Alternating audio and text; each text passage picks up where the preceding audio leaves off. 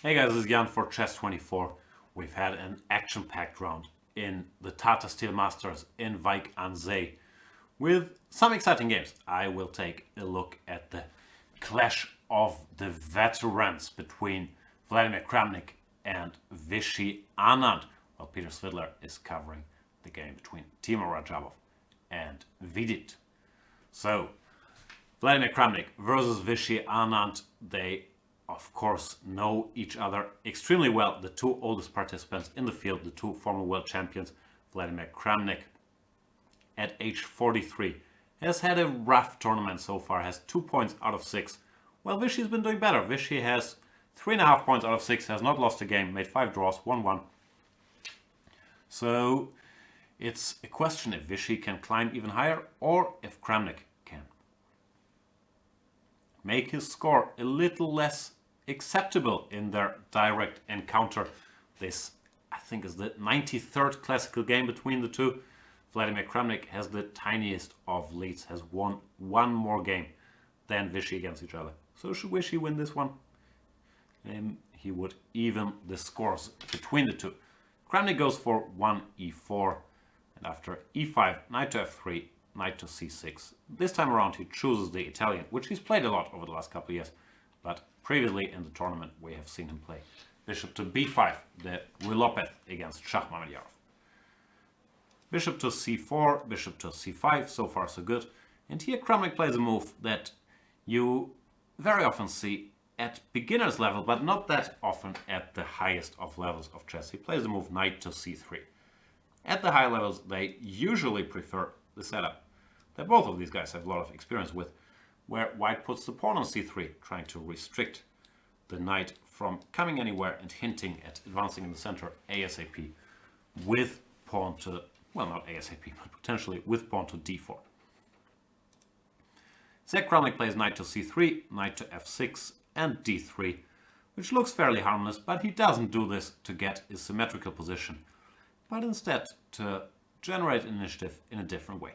One point, for example, is that after d6, if black copies that move, white can try to chase that bishop down with knight to a4, and the bishop doesn't have anywhere to go. While if black castles kingside here very quickly, there is the option to pin that knight with bishop to g5, and there is also the possibility that white will start an attack at some point in the future by going h3 and g4.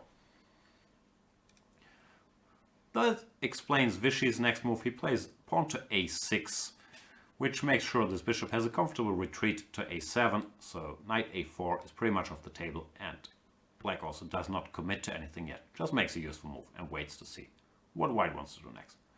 Kramnik shows his intentions by instantly going knight to d5, trying not only to put some pressure on the center, but also to get the setup pawn to c3 before black can do the same thing and exchange his problem piece, the knight on c6. This has been seen before in Kramnik's games. He had a game in the Candidates Tournament 2018 against Levon Aronian, where Levon took on d5 immediately, and after bishop takes d5, d6, I think he played the move bishop to e3, leading to a very complex strategic struggle, which Kramnik won in the end, but I'm not sure if the opening was the reason for that. However, Anand decides he wants to go his own way and just plays the move h6, keeping the structure as it is while making sure you never get pinned by bishop to g5. Kramnik plays c3 and Anand goes d6, strengthening his center, asking white what he intends to do next. Kramnik once again does not want to commit to kingside castles anytime soon, maybe still keeping this option in reserve to play more aggressively on the king side. He plays the useful move h3, making sure there's no black knight or bishop ever showing up on g4, while potentially preparing to advance his own g4. Therefore, Anand still hesitates with castling, plays another useful waiting move, bishop back to a7. That means the bishop can never get hit by d4 or b4 on his c5 location. And once again asks Kramnik, would you please castle kingside, sir? Kramnik says, no thank you, I want to play a4, grab some space on the queen side, and also make sure that if you ever go knight a5, my bishop has a comfortable retreat on a2 as well, chess is yours set on a7. Now it's decision time for Anand. You still don't want to castle into a potential attack after g4, even though that would of course be very double-edged as well. But what you could do is just take this knight, which I think has been played in practice. Knight takes d5 after bishop takes d5. Now, once again, black could castle, or he could immediately regroup his knight from c6 to e7, and then g6. Another move that comes to mind is queen to f6, then planning to go knight e7, knight g6, which looks very, very acceptable for black. But Anand decides to go a different way. He plays the move bishop to e6, which pretty much says I don't plan to go knight takes d5 because now e takes d5 would win a piece, but instead I would like to go bishop takes d5, and after e takes d5 I will then reshuffle my knight and my remaining minor pieces will make a lot of sense. So this is a very interesting choice by Vishy Anand. That reminds me of a somewhat different line that occurs in the Ruy Lopez, which I played a couple times. a6, bishop a4, knight f6, d3, b5. I know it looks different, but soon you'll see why it's similar. d6, knight e5, h6, pawn to c3, and here bishop to e6 is also a very decent move, intending the same bishop takes d5, and after castles, bishop takes d5, e takes d, knight to e7. Black is considered to be pretty much okay. The best move for white is d4, takes, knight takes d4, queen d7, position like that, and black is roughly equal. Now let's compare this to our actual game, where bishop e6 was played. Kramnik decides to ignore this bishop. You could, of course, equalize here with knight takes f6, queen f6, and either bishop takes e6 or bishop somewhere, let's say bishop b3. But that's not Kramnik's intention. He instead grabs more space on the queen side by going a5, and we see the same maneuver, bishop takes d5, e takes d5, and knight to e7. Targeting this d5 pawn. If white defended it, queen to b3, this setup would be a little awkward for white. Let's say black just plays rook b8, white castles. Now black can already go c6, exploiting that this bishop doesn't really have any squares, and after d takes c6, d5. Attacks it and asks white what to do about it. White doesn't lose the bishop after c7, let's say takes queen a4 check, but black will get the center in a very good position. None of this is in Kramnik's plans. Instead he goes pawn to d4, tries to open the center, and Anand obliges by going e takes d4. Also the standard recipe in such situations. e4 looks like a decent move as well, but after knight to d2, or maybe even knight h2 as the computer says, white is doing sort of alright. So e takes d4, a more typical reaction by Vishy Anand. White goes knight takes d4, and black is not interested in taking this pawn yet, because after knight e d5, knight f5 is very strong.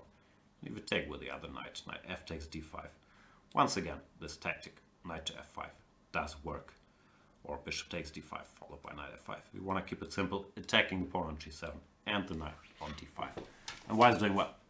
So instead, now that the center has opened, Anand decides now is a safe time to castle, because Kramnik will not launch any attacks on his king with the e-file open and black having potentially a lot of play in the center.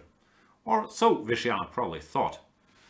But he was wrong, because Kramnik decides to go for the move g2 to g4, which frankly is an insanely risky and objectively bad move, but it certainly will make for an entertaining game of chess.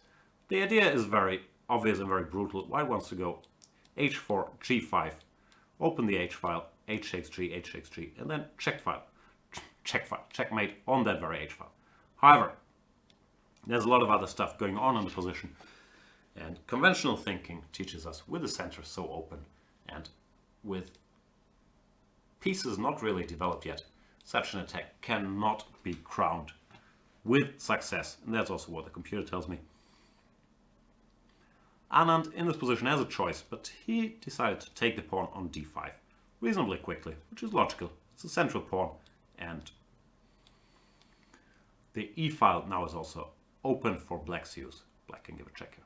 By the way, I should mention that instead of g4, there were ways not to burn your bridges yet. White can castle here when, after knight f takes d5, computer gives a little equalizing combination: bishop h6, gh, queen g4 check, king h8, and queen to h4. Because these knights are stuck defending each other, you can't really move the e7 knight anywhere. Let's say after king to g7 covering h6, queen g4 check. Black has nothing better than repeating moves, because knight g6, bishop d5 does not really favor him.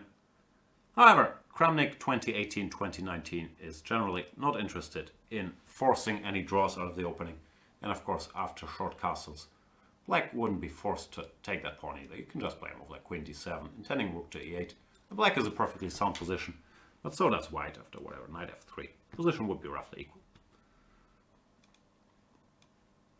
Not what the former world champion had in mind. The former world champion with the white pieces, I should say, had in mind. He goes g4, Anand takes his pawn, knight e takes d5, and Kramnik realizes, or probably had planned, that too direct an attack is not going to work here. For example, g5, h takes g5, bishop takes g5, rook e8 check, king f1, queen to d7. Just leaves him a pawn down with a bad position, because Black would go rook e5, followed by rook a8, centralizing all his pieces, while the white attack has not really caught any steam just yet.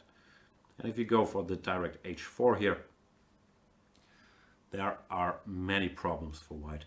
The most daring one maybe, bishop takes d4, and if queen takes d4, rook e8 check, king f1, rook to e4, and the position sort of collapses, queen to d3, knight to f4. Once again, we can see all the black pieces are playing while the white attack really has not gotten off the ground yet.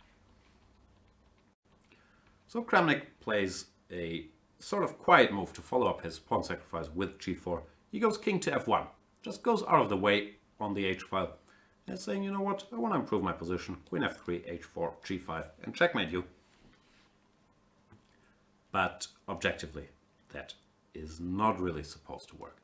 Queen to d7, played by Anand, very logical, clearing the e8 square for his rook, and he's ready to meet all of Kramnik's cruel intentions. For example, here after queen to f3, the most clear-cut way would just be to go bishop takes d4, and c takes d4. First of all, it's structurally not very pretty, but also gives black some tactics after queen c6. Remember that move. Knight e3 check is looming. The white position is just bad. So instead, Kramnik now returns to plan B, or maybe it was always plan A. He goes h4, intending to go g5, h takes g, h takes g, trying to use these loose knights in the center. However, White has broken a lot of rules, so there should be some tactical punishment. And there is, but it involved some pretty complicated variations, and Vishy Anand does not go for the refutation pointed out by the computer here. The line that more or less leads to winning position for black is rook to e8. Actually, both rooks work. Let's go rook a takes e8, allowing White to carry out his threat of playing pawn to g5, and now fighting back with some nasty tactics. You start with bishop takes d4, getting rid of this knight that was covering the c6 square, so the queen can now use it to once again stare down this rook on h1 potentially. Here it turns out that nothing works for White at all. First sight, it looks like g takes f6 might win a piece, because these two pieces are hanging and you can't remove them both. But the story only begins here. Black can calmly sacrifice the bishop on d4, knight takes f6. And after queen takes d4, White is a piece up, but he won't be able to enjoy it for very long. There's different solutions here. Rook to e4 is also a good move. But the, humanly speaking, most direct one seems to be queen to c6. Hits the rook on h1 and also prepares rook to e4, followed by taking this bishop. And it turns out that White is just lost here. Rook g1, for example, rook to e4. And queen takes f6 would be nice, threatening checkmate, if not for queen takes c4 check, which forces the white king on the g file. And after king g2, g takes f6. Black obviously wins. So this move rook a8 would have sort of refuted Kramnik's strategy. g5, bishop takes d4, and nothing works. The alternative we just looked at, g takes f6, would be queen takes d4. But once again, the tactics are not in White's favor. Rook e4 is a very strong move. Queen c6 also works with similar ideas to what we just saw. But rook e4 is even more powerful. Queen to d3. And now rook f to e8. Once again, queen c6. Very possible as well. But rook f to e8, I wanted to show you because this is a nice little finish if white takes the piece. Black goes rook e1 check, king to g2. White is a piece up. Well, we can see the black pieces are somewhat more active. Here queen g4 check would be pretty good, but it allows white to defend himself with queen to g3. Instead, it's even more crushing to play knight e3 check, just blocking the way for the queen to g3 with his knight, and after bishop takes e3, black delivers checkmate. Queen g4, king h2, queen h4, king g2, queen g4, king h2, and the quiet but deadly move, rook to e5, threatening rook takes h5 with checkmate, rook to h5 with checkmate, which can only be parried with grave material losses, something like queen d5, giving up the queen and a lot of other stuff. So yeah, this line just doesn't work for white. Therefore, yeah, after rook a8, Kramnik would have faced an uphill battle because black can also improve his position very easily if white tries a slower move like rook to g1 here. Just nothing works. Bishop takes d4 followed by rook e4 is always coming. Some animal in the studio. Where did that come from? Anyway, did not happen because Vishy, yeah, he said he was a bit embarrassed that he didn't come out of the opening with a better position because he also sounded like he did not believe in what Kramnik was doing. But he decides to simplify the situation a little bit. Goes bishop takes d4. Immediately, without first throwing in rook a8, and after queen takes d4, he moves the knight back to e7, so he no longer has to worry about this knight hanging. Queen to c6 was still a very possible move, intending to go for similar lines after rook g1. Rook to e8. But here maybe he was afraid of some bishop to d3 covering that square, and things aren't that clear yet. So Anand plays knight to e7, also a very sensible move because this knight is ready to jump further. From e7 it can go to c6 and to e5, while the pawn on g4 is also hanging. So objectively it does seem like the white position is still pretty bad. For example, if he would push his g-pawn here, black would go knight c6. And the queen doesn't have a great square. On d3 it would get hit by knight e5. If it goes to f4, gets hit by knight h5, let's say queen f3, g6. G takes h6. Now the other knight jumps to e5. There's no real attack for white, and his position is still pretty bad. Some things about knight c6, queen d1, knight e4, or knight g4 could be said. The black pieces are just more active than the white pieces here, and the white position remains extremely dangerous. Knight e5 also works. Therefore, Kramnik decides to not push his g-pawn just yet, plays bishop to e2. We've noticed in many lines this bishop on c4 was getting targeted. The bishop defends the pawn and wants to get to a better square on f3. However, the white position should still be bad if black plays, let's say, rook a8. Once again, g5 doesn't really work here because the knights are jumping. Knight f5, whatever, queen d1, knight e4. Threatening a check on g3. White's still in big trouble. But Vishy Anand, maybe a bit surprised by Kramnik's kamikaze attack so early in the opening out of a very quiet line, decides to simplify the situation here and does not play the move rook a8 or knight c6. Instead, he wants to take the queens off the board and plays queen to c6, hitting the rook on h1. The rook goes to h3. If it would have gone to g1, then I guess black could also try to simplify with queen to e4. So Kramnik goes rook to h3, trying to activate this rook on the third rank, and Anand plays the move queen to d5, offering the exchange of queens, which objectively is not the way to go here, because with the queens off the board, the white weakened king does no longer play a very big role, and after queen takes d5, which was played in the game, Kramnik understands that keeping the queens here with like queen f4 can only lead to trouble for him. But after queen takes d5, knight f takes d5, now the game all of a sudden becomes much quieter and should be roughly equal. White is a pawn down because he sacrificed this pawn on d5 long time ago, but he does have the two bishops, he does have a spice advantage on both flanks. So yeah, I'm not sure if we can say the worst is over for him, because clearly he was inviting these complications and he didn't get them. So maybe from that point of view, it's disappointing to Kramnik what happened, but objectively or computerally speaking, this is the best position he's had for a long time. He goes bishop f3, improving his bishop's position. Black plays c6, blocking the diagonal, and another nice move, rook to a4, preparing to maybe go to b4 one day or to the center, or also after g5 to go all the way to h4 if necessary. Anand decides to change the structure here, plays the move b5, a move he was happy about later.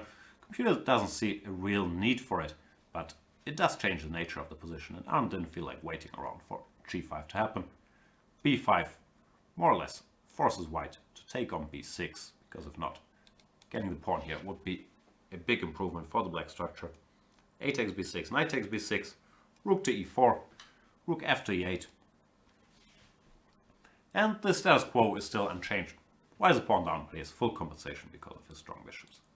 Kramnik opens the position further by pushing his pawn to g5. And after h takes g5, we have another interesting moment, where at first sight hg looks obvious, intending to go rook h4 and giving checkmate on h8. But turns out there is never a checkmate because of the d5, rook h4. This knight on g6 covers the h8 square fairly efficiently while also attacking the rook. Black would just be very much better as a stretch, but black would be very comfortable. So instead Kramnik decides to take on g5 with the bishop, just opening the position, opening the g file, hoping to generate play against the black king, but maybe advancing his h-pawn further. Assessment remains the same, position is equal, both sides make very useful moves for a while. This knight on b6 re-enters the battle, goes to e5. Kramnik asks it to go there instantly, bishop e2 played, also avoiding the knight fork of course by getting out of the way. Knight e5, rook to f4, king to f7, pawn to h5, fixing this weakness on g7, maybe preparing either rook g3 or just pushing the pawn further. But still, black is very solid, is a pawn up. He has nothing much to fear. Anand plays rook h8, playing very defensively. Anand not trying to allow Kramnik any shenanigans. Computer said there was no need for it, he could push his c-pawn instantly, but rook h8 played, and Kramnik switches his attention to the queen side for a while, targets the weak pawn on a6, goes rook to a4. The pawn advances, and Kramnik goes b3, taking control of the c4 square.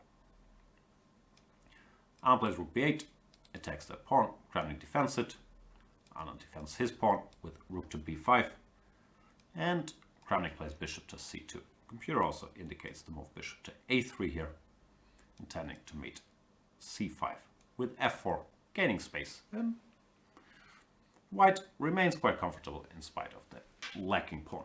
Say bishop c2 played, also logical, taking control of this diagonal.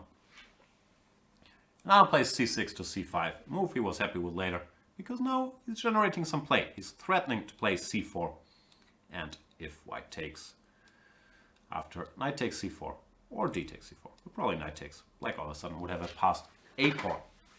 And Kramnik should have done something about this. He had the option to play c4 here, and he very much should have played this move. This is move 36. Both players in some time trouble. The time control is on move 40, so decisions here had to be made at a higher speed. And I'm not sure if Kramnik disliked this position or my theory, and I could be wrong, but Vladmir Kramnik with his new tendency to look for winning chances in every position and not wanting to make any draws, that he felt after the c4 takes, the position would become too drawish, because it's likely the whole queen side will one day get exchanged and the remaining positions could be quite equal. Still, something like this takes, rook takes c5. If anybody would be better, it's white here with his two bishops, so it's not a thing to be afraid of, at the very least. Computer says instead c4 takes, and the rook should go back to b8. But once again, white would be quite comfortable, bishop a3, targeting this pawn, keeping an eye on this pawn. And it would be black who has to make some precise moves to keep equality here. Like rook h d8, followed by bishop takes c5, rook b2. Black is probably active enough to hold the balance, but never more than that.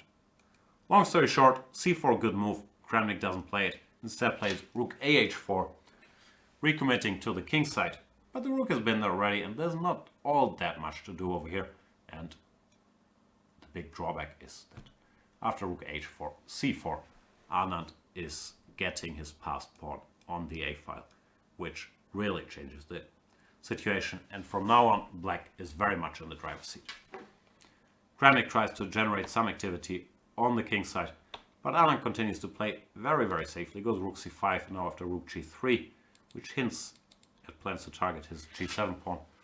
Anand just covers it with rook to c8, rook h to g4, and rook cg8. Looks very passive, but everything is covered in the black camp, and it's very hard for white to make any further progress also.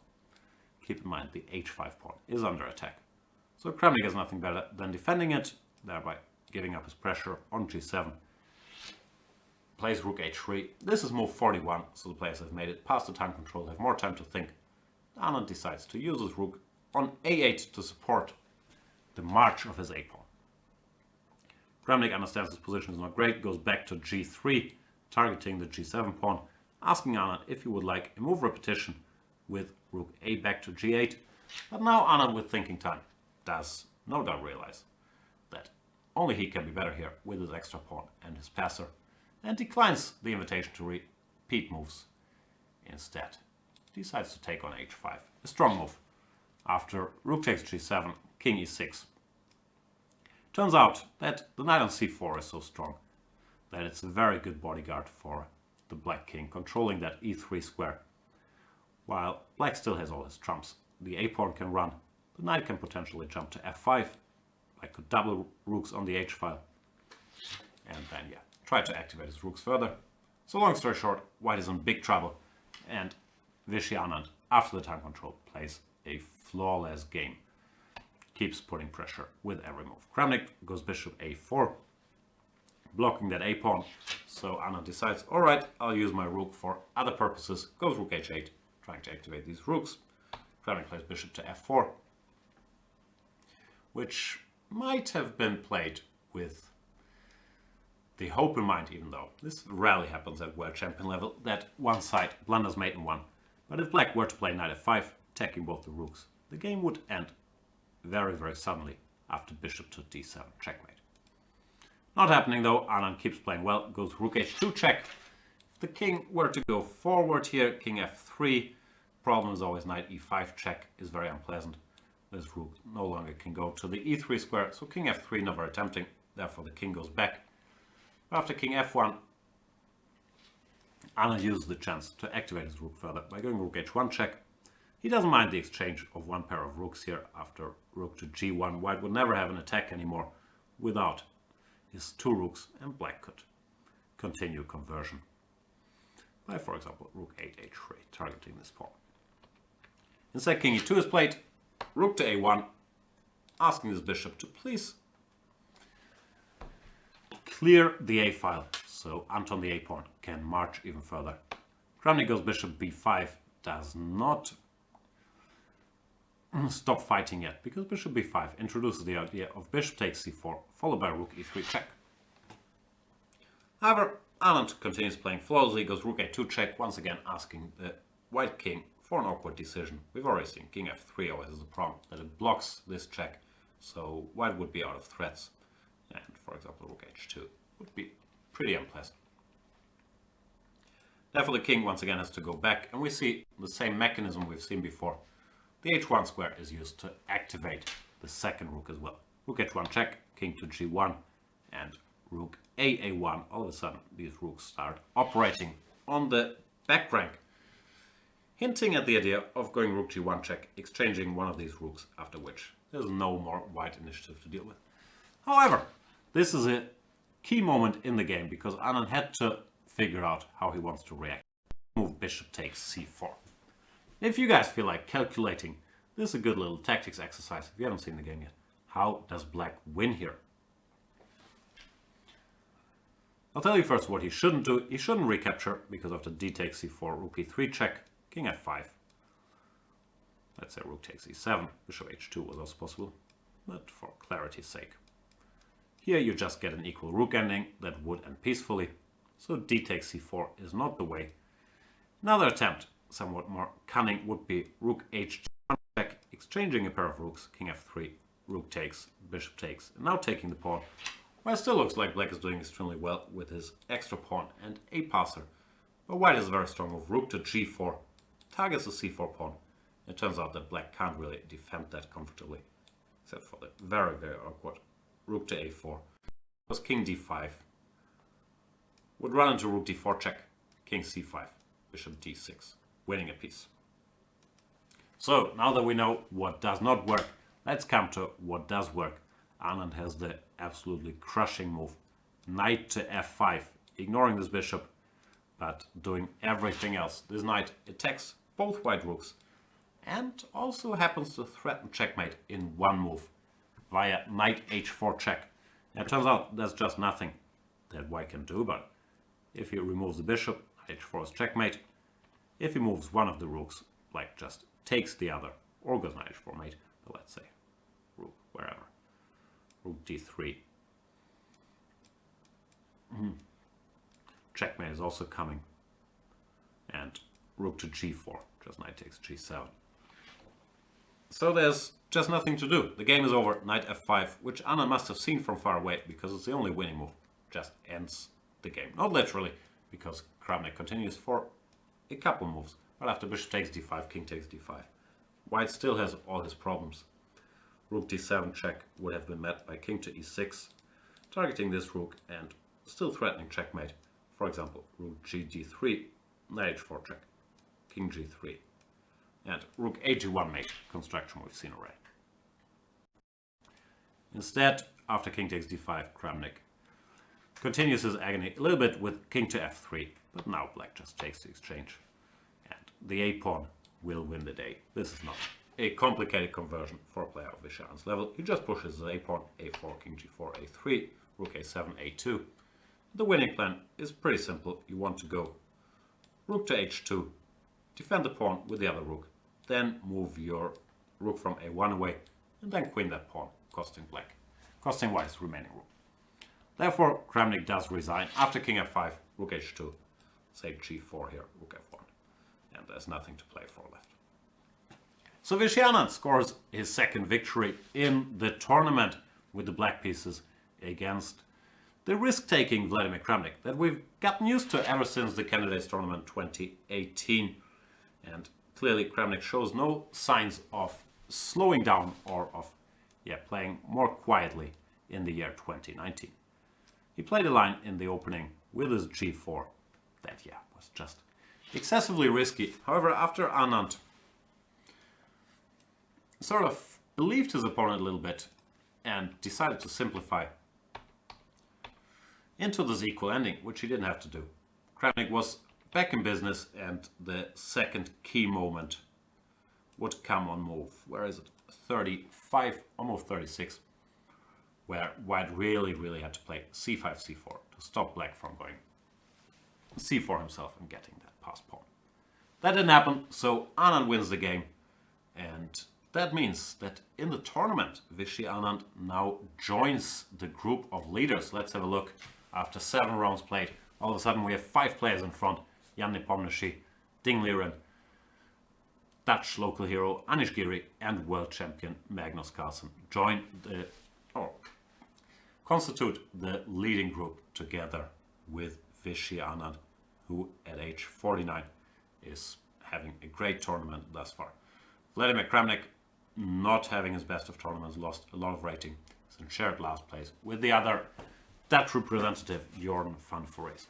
Still a lot of chess to be played in the Tata Steel Masters.